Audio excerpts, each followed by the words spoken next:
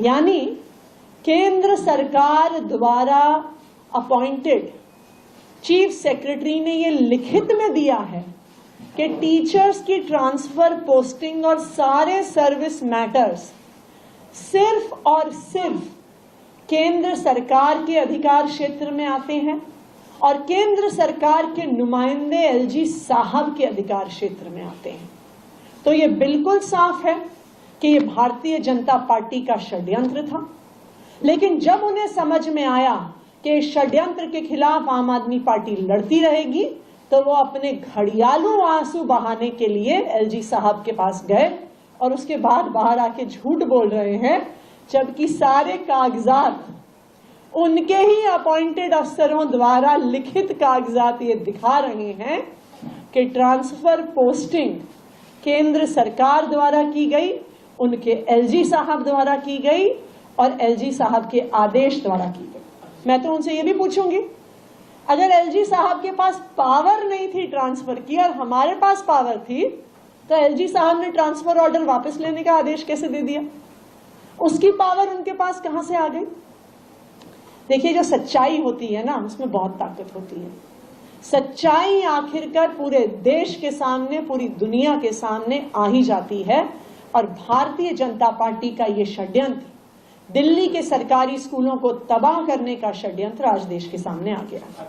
Political सवाल है, BJP mission 2025 को लेकर आगे पोस्टर भी जारी कर दिया है, इसमें मोदी जी की फोटो है और उन्होंने बैठक भी की थी हाल ही में, और वो ये दावा कर रहे हैं कि अब उनकी सरकार बनने के 50 से ज्यादा सीटें तो बेसिकली वनवास खत्म हो जाएगा। भारतीय जनता पार्टी ने एक मिशन किया था 2015, उस मिशन का सक्सेस रेट था 3 आउट ऑफ 70। फिर भारतीय जनता पार्टी ने कहा था, उनका एक बना मिशन 2020, और उन्होंने कहा था अब की बार 45 पार करने निकले थे, 8 पर सीमित रह गए। अब 2025 में जिस प्रकार के कांड वो लगातार कर रहे हैं दिल्ली वालों को परेशान करने के लिए, चाहे वो अपनी हरियाणा सरकार के माध्यम से दिल्ली का पानी रुकवाना हो, चाहे दिल्ली के सरकारी स्कूलों को खराब करने का षड्यंत्र हो, चाहे अपने अफसरों के माध्यम से, अपने एलजी साहब के माध्यम से मोहल्ला क्लिनिक की दवाइयां रोकना हो, ओपीडी के डेटा एंट्री ऑपरेटर्स को हटाना हो, जितने षड्यंत्र भारतीय जनता पार्टी रचेगी, उतना जोर की तमाचा दिल्ली वाले उन्हें मारेंगे। मैं आपको आज पूरे कॉन्फिडेंस से बता रही हूं